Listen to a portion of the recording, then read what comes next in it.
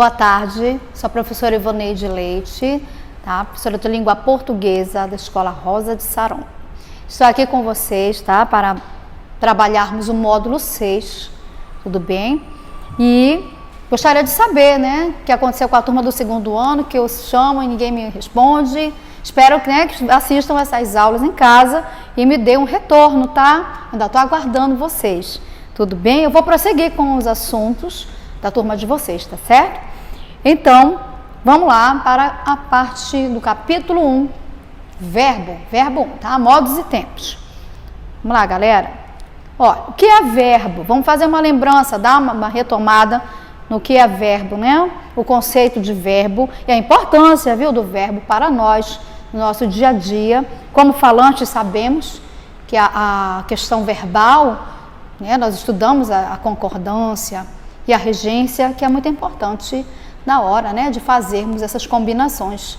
Pelo menos a escrita, ela nos cobra muito sobre isso, tá certo? A linguagem, eu acabei de dar uma aula no primeiro ano, que fala sobre a questão da linguagem oral e a linguagem escrita. A diferença sobre isso. O falar é uma coisa, mas na hora de escrever, né, é outra totalmente diferente. Os verbos, olha, sujeito e predicado, muito importante. Então, substantivo e verbo, super importante para nós, tá? Para a escrita. Então, o verbo são as classes de palavras variáveis que exprimem ações, né? Andar, correr, pular, gritar, tudo bem? Processos, condições, estados, situando-os no tempo e geralmente relacionando-os a uma das pessoas do discurso. Lembram ainda das pessoas do discurso? A primeira, a segunda e a terceira do singular, eu, tu, ele ou ela, e a primeira, a segunda e terceira pessoa do plural, nós, vós, eles ou elas. Tudo bem? As flexões verbais, elas vão indicar variações de pessoa, número, modo, tempo, aspecto e voz. Nós temos de lembrar que nas expressões em relação às frases, né, as classificações as classes de palavras, vocês têm 10, e as que são variáveis e as invariáveis. O verbo ele está nas que tem a variação, né, que é singular e plural, tá certo? Então, o verbo ele vai acompanhar, né, o sujeito. Essa é a regra, né, de concordância. Então, nós temos aqui como? Se, olha, eu falo menino, meninas. O menino, a menina. Os meninos, as meninas. Né? A criança é feliz, as crianças são felizes. Então, singular e plural, masculino e feminino, né? Sempre essa ideia na flexão. Tudo bem? Então, as classes que vão acompanhar, os adjetivos, né? Os artigos, tudo bem? Os pronomes, eles vão fazer o acompanhamento verbal. Tudo bem? E aí, nós vamos trabalhar com essas flexões aí, como vocês viram. Dentro das flexões verbais, que são a pessoa, número, né, para indicar essas pessoas do discurso, no singular e no plural, você observa, olha, a primeira pessoa é a quem fala. Eu canto, no singular, nós, né, nós cantamos no plural. Segunda pessoa, com quem se fala, tá? No discurso eu converso, né, eu falo com alguém. Tu cantas, singular, vós cantais no plural. Tudo bem? E a terceira pessoa, de quem ou de que, né, se fala. Ele ou ela canta, eles ou elas cantam. Singular e plural, né? Estão vendo aí a diferença das flexões? Super, né? Super tranquilo. Creio que todo mundo conheceu essas regras, tá? Está dentro do conteúdo. Nós trazemos isso desde a nossa base. Porém, na hora de escrevermos, nós temos dificuldades com a conjugação verbal. Olha, eu quero deixar bem claro para vocês que nós temos hoje, eu creio que uma questão até mesmo cultural, a maioria das pessoas elas falam no presente, esquecendo-se que nós temos 3 partes que são em relação ao tempo, né, do verbal, que nós temos o presente, o passado e o futuro. Essa questão de nós nos retratarmos apenas no presente, isso está levando para o texto. O aluno ele pega e leva para o texto como se ele estivesse falando no presente. Eu vou te dar um exemplo bem clássico, em que você pergunta. Olha uma pergunta que vocês falam na escola, sem preconceito nenhum, tá? Tu vem para a aula amanhã? São perguntas que são expressas, né, dentro do contexto oralidade tranquilo, normal, né? O aluno, lógico, se eu estou falando hoje no presente, eu quero saber uma ação para amanhã, que é o futuro, eu devo responder no futuro, não é? Porém, o que é que vocês dizem? Eu venho é presente, terminou em eu a presente. Então, a questão de vir seria no futuro, eu virei amanhã. Tudo bem? Então, isso aí já não se retrata, né? Nós trabalhamos sempre no presente, porque esquecemos as outras, o passado e o futuro. Eles estão esquecidos da flexão verbal, né? Na questão de você não identificar isso em tempos, né? A passagem de tempo aí, o aluno ignora a questão verbal, e isso na concordância, na sua regência, na hora da prova, você tem dificuldade para escrever, porque acaba esquecendo que a flexão em primeira, segunda e terceira pessoa, elas acompanham os sujeitos, tudo bem? E aí você esquece de fazer a concordância ou na sua regência, tá certo?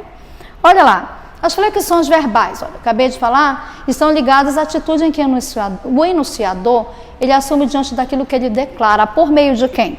Por meio, obviamente, do verbo. Ele tem uma suma importância nas ações, tá certo? Pode ser de estado, movimentos, mas você precisa expressar-se. Então, o verbo ele é muito importante nesse momento.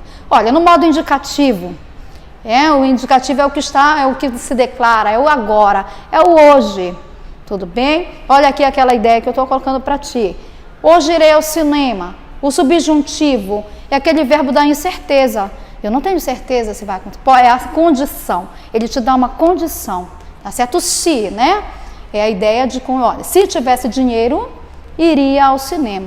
Ele é uma condição. Entende? Diz aí que o enunciador, ele não tem certeza de que os fatos ocorrerão, tá certo? Ou vão ocorrer, dependendo da intenção comunicativa ou, né, da dificuldade que pode se apresentar dentro da situação. O imperativo, o verbo ele é o que dá ordem, eu diria de uma forma geral. Lembra disso aqui, indicativo é o presente e o agora, tá? O subjuntivo é uma hipótese, pode acontecer ou não. E o imperativo, o enunciador ele dá ordens, ele dá o comando, tudo bem? E aí essas sugestões também de conselho, pode aconselhar, pode fazer pedidos, tudo bem? Então, vá ao cinema antes que o filme saia de cartaz. Então isso aí são ordens, né? São expressões que você usa com a situação verbal. Dentro dessa flexão aparecem os modos que nós vamos trabalhar. Dentro desses modos, observe que vocês têm as flexões de tempo, tá? Que ocorrem nos indicativos e subjuntivos. Tempos podem ser simples, quando eu tenho um verbo e o composto com mais de um verbo, é claro, né? Onde eu trabalho isso? Dentro das orações coordenadas e subordinadas, nós trabalhamos o período composto. O simples, quando tem um verbo, né? Um núcleo, 2 ou mais núcleos, a classificação sintática, aí você tem sujeito e predicado, né? Verifiquem, no presente, o momento da fala é o agora, é o que está acontecendo hoje, tudo bem? Pretérito, momento anterior ao da fala, o que já aconteceu. Pretérito é o passado, tá certo? E o futuro, momento posterior ao da fala, que ainda vai, né, acontecer. Tudo bem? Dentro do pretérito eu divido, olha, pretérito perfeito, imperfeito e o mais que perfeito. São momentos em que o verbo, nós lembrávamos de coisas que lá quando nós éramos crianças, né? Aquele tempo em que eu falava, eu dizia, tudo bem? E o futuro do presente do pretérito, né, são formas de futuro que você vai conhecer agora na nossa classificação. Olha, também nós temos os verbos nas formas nominais. Eles não expressam modo ou tempo de maneira explícita, mas equivalem aos substantivos. Às vezes nós temos verbos substantivados. Por isso, às vezes, tem um auxílio, né, preposicional em algumas ligações na sintaxe. Eu preciso, né, desses nomes, como complemento nominal, ele precisa, né, de algumas situações, de classificações. Adjetivos, os advérbios, eles existem, né? São nomes, são classificados como forma nominal, tá bom?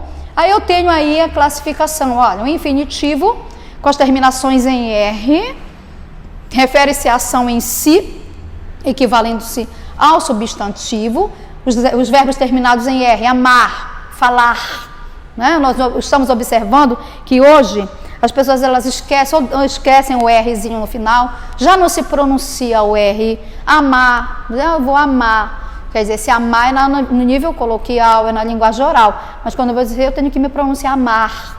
Essa pronúncia aí, ela tem que aparecer esse Rzinho para indicar né, o infinitivo. No particípio, a terminação no verbo, né, do, apresenta o resultado do processo verbal, equivale a um adjetivo, olha. Por exemplo, eu havia amado, falado, né, gritado, essas expressões em ado ou ido, entenderam? Ela tem aí a terminação do. Falado, gritado, esse ado é terminação de particípio, tá bem? O gerúndio, terminação em do. Você vê aqui, refere-se ao processo verbal em curso, equivale, né, a um advérbio, um adjetivo. Olha, falando, cantando, gritando, são exemplos de verbo no gerúndio, vocês podem classificar. Não esqueçam aí desses exemplos, tá? O infinitivo, olha, eu até tenho aí para ti alguns exemplos, né? Empregado sem referência clara, a qual a pessoa do discurso, o verbo, ele vai se referir. Enganar, iludir, trapacear. A ciência debate as causas da mentira, um hábito cada vez mais comum na era digital. A National Geographic Brasil. Observe aí, tem um verbo infinitivo impessoal, né? O infinitivo pessoal empregado, quando se quer deixar claro a qual pessoa do discurso o verbo se refere, pode se flexionar em número e pessoa. É hora de cientistas assumirem uma posição política, diz Nobel de Química. Então, aqui nem sempre eles devem aparecer. Você pode também ter, né, ele omisso aí, ou não aparecendo de forma oculta, tá? Mas você observa que pode ser usado ou não, tá bom? O infinitivo impessoal, tá? Você vê o verbo a que se refere, tá certo? Ele aparece claro pra gente. Aqui no infinitivo pessoal, né, é quando ele quer deixar claro a pessoa do discurso. É hora, né, ele vai direto, o discurso direto e o indireto, tá bom? Olha, as formas nominais compostas, infinitivo pessoal e impessoal e o gerúndio. Olha, enquanto a forma nominal simples, ela representa o processo como algo não concluído, tá? Que se prolonga no tempo, a composta o representa como um fato já concluído. Observa aí, o infinito composto, por exemplo. Cientistas dizem ter identificado mais antigo fóssil de Homo sapiens. O gerúndio composto, Asimov era um leitor assíduo de O Senhor dos Anéis, tendo lido mais de 5 vezes a obra. Observem, né? O infinitivo composto e o composto, tá certo? As formas aqui, ter identificado e tendo, né? Tendo lido. Observa aí, tem dois, né? Dois verbos, um auxiliar e um principal, tá certo? Isso aí você observa no processo não concluído, né? E o concluído, enquanto formas nominais simples, tá bem? Aí você vem para a conjugação dos verbos. Olha, conjugar um verbo significa flexioná-lo em quê? Em determinado modo, né? Qual é o modo? Subjuntivo, indicativo, imperativo, né? Tempo. O tempo passado, futuro, presente. Pessoa e número, né? A primeira do plural, a segunda do singular. Né? Você tem que observar essa classificação. Olha, os verbos eles são divididos em 3 paradigmas, em 3 modelos. Tudo bem? Esses 3 modelos de conjugação, quando eu tenho a primeira conjugação, que são os verbos terminados em A, né, andar, olha, segunda conjugação em ER, erguer, e terceira conjugação em IR, sentir, por exemplo. Classificação dos verbos quanto à conjugação. Regulares segue o paradigma da conjugação. Irregulares apresentam variações em relação ao paradigma. Nem todos terminam com o mesmo radical, ele quer dizer isso. Os defectivos não apresentam todas as formas, tem algumas que não têm, é o presente. Tá?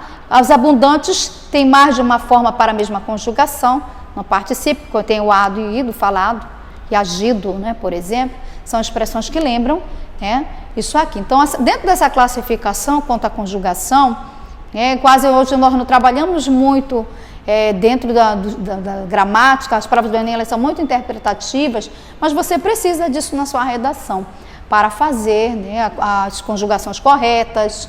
Quando você for usar um verbo, observar, né, o sentido que ele tem, está no mesmo contexto que você quer escrever. Então, essa preocupação aqui, na hora de conjugar os tempos, os modos, né, ele tem que ter um paralelismo verbal, seguir a mesma ideia, a mesma temática, para não ter problema. Eu comecei um verbo todo, né, simples, aí eu vou mudar por conta, né, de eu achar que deve ficar bonitinho, porque eu achei que combinou. Não, isso aí vai para a semântica também. Tem problemas semânticos, você tem que ver se está adequado, se está correspondendo, né, para não ter problemas de entendimento, tá certo? Então, os verbos, eles servem, né, para vocês, eu quero escrever no plural, uma coisa que é no singular, ou está no singular, eu quero plural. Você não consegue identificar a conjugação que você fez direitinho, por ter dúvidas na hora, né, não faz uma revisão na redação, acaba esquecendo, dá problema na hora dessa conjugação de verbos aí também. Olha, a formação dos tempos verbais simples. Vejam, isso aqui, em tempos primitivos, você tem o presente do indicativo de forma normal. Olha, tempos derivados, pretérito imperfeito do indicativo, o presente do subjuntivo, que nós já vimos, né, que o subjuntivo é aquele verbo da incerteza. O pretérito perfeito do indicativo, olha, você tem as subdivisões, é o pretérito mais que perfeito do indicativo, o pretérito imperfeito do subjuntivo e o futuro do subjuntivo, o infinitivo impessoal, futuro do presente no indicativo, futuro do pretérito no passado, dentro do passado. Isso aí são importantes vocês verificarem, porque nós usamos essas formas, né, e seus derivados, nós precisamos de uma locução verbal, precisamos adaptar isso dentro da escrita, né, e conhecer os tempos e os modos que vocês vão usar. Importante para fazer e também para saber essa classificação, já uma vez que ele está dentro do módulo 6, no capítulo 1 de vocês, tá? Isso aí é muito importante para fazer as questões lá no material, tá? Olha, os tempos do indicativo e seu emprego. Eu tenho o presente do indicativo, galera, olha, ele apresenta apenas uma forma simples, é usado para falar de fatos que estão como?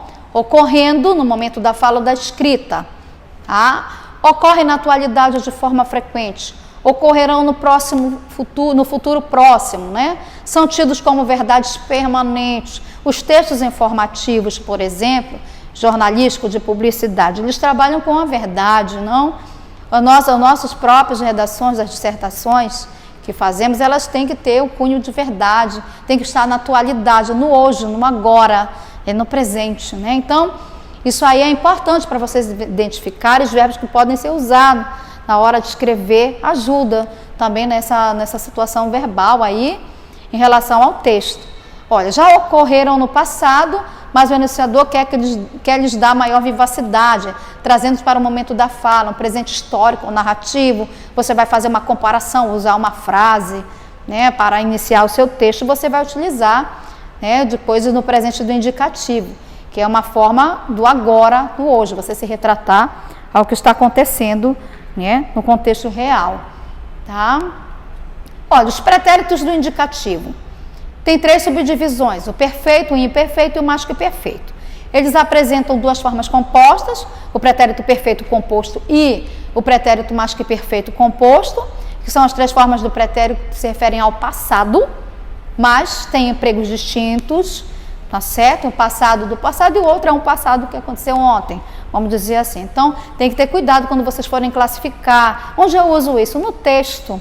Galera, vocês têm lá algumas modalidades textuais, por exemplo, gêneros, em que nós trabalhamos com a questão de identificar, né, o tempo, o espaço, né? Olha, aí o verbo ele vem para te ajudar também a trabalhar essa ideia, né, retratada, quando eu falava, quando eu dizia, então tem toda essa retratação. O pretérito perfeito são fatos pontuais e concluídos.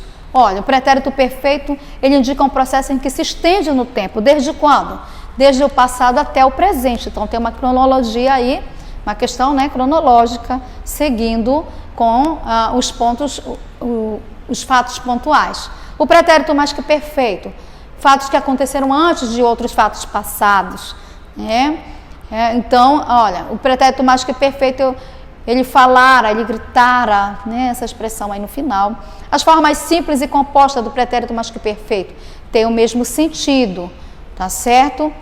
Mas precisa-se de fazer a diferença na hora do contexto que você for usar, tá certo? Isso aí, a contextualização, ela indica qual o tempo, né? Qual a sua intenção comunicativa, que ele vai te ajudar a lembrar disso aí.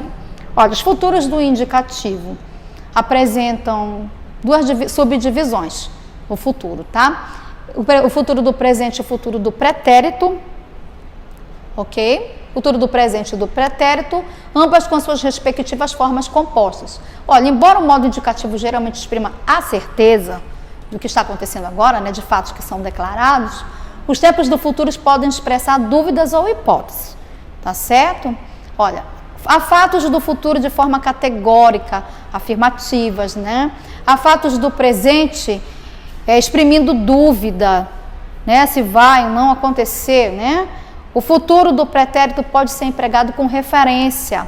Também, olha, há fatos do passado de forma categórica, há fatos do futuro ou do presente de forma também categórica. Isso vai depender muito da contextualização, de como nós vamos usar isso, né, conforme a pessoa quer escrever, qual é a intenção comunicativa que ela quer, né? Os fatos de hipótese, também determinadas condições que fossem cumpridas ou não, tá? De modo geral, utiliza-se o futuro do presente composto para falar de quê?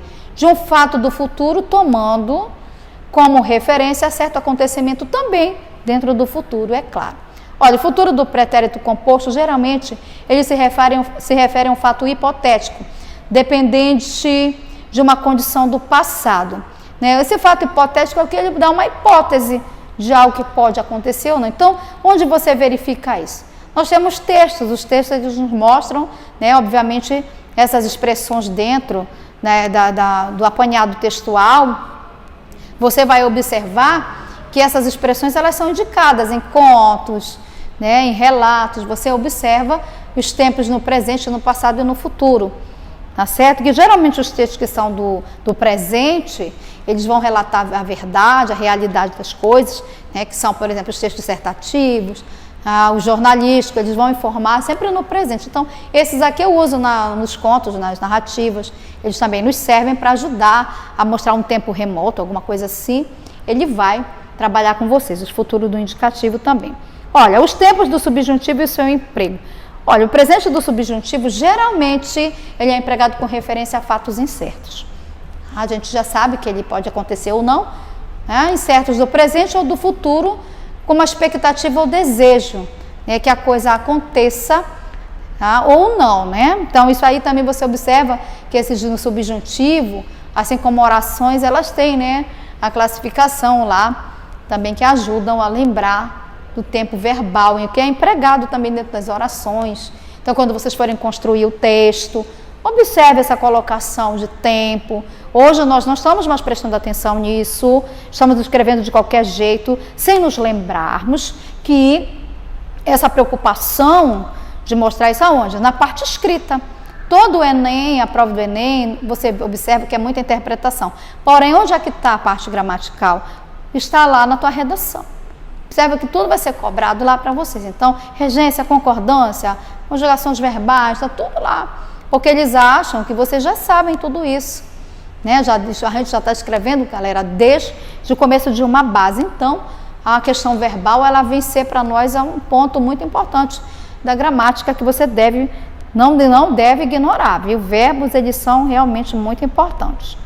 Olha, os pretéritos do subjuntivo, você vê aí também no modo subjuntivo, né? Há uma forma simples, o pretérito imperfeito e dois tempos que só apresentam forma composta, o pretérito perfeito e o mais que perfeito. O imperfeito do subjuntivo pode ser empregado com referência a fatos possíveis do passado, né? Fatos pouco prováveis ou mesmo impossíveis, situados na dimensão temporal hipotética. Tá certo? Olha, um acontecimento também, o pretérito perfeito do subjuntivo expressa fato do futuro, tomando como referência certo acontecimento também no futuro. Ok? A diferença é que o pretérito perfeito do subjuntivo exprime tal fato como algo incerto e hipotético. O mais que perfeito do subjuntivo geralmente é usado com o futuro do pretérito, simples ou composto, do indicativo, expressando uma condição ou fato hipotético do passado. Então, isso aí são os pretéritos também do subjuntivo, ok? Que são esses verbos aqui do subjuntivo, futuros do subjuntivo. Aí nós temos o simples, né? E o composto, geralmente é empregado com referência a fatos incertos. tá? Se comparado ao pretérito imperfeito do subjuntivo, o futuro do subjuntivo ele vai expressar um grau maior de probabilidade de acontecimento ou não, e o futuro composto do subjuntivo é usado para falar de fatos hipotéticos do futuro ou do passado. Geralmente vão estar relacionados também com o fato do futuro. É empregado com o futuro do presente do indicativo. Formas do imperativo e seu emprego. Também, olha, por que eu estou lendo isso aqui para vocês e mostrando que está na nossa gramática? A importância desses verbos.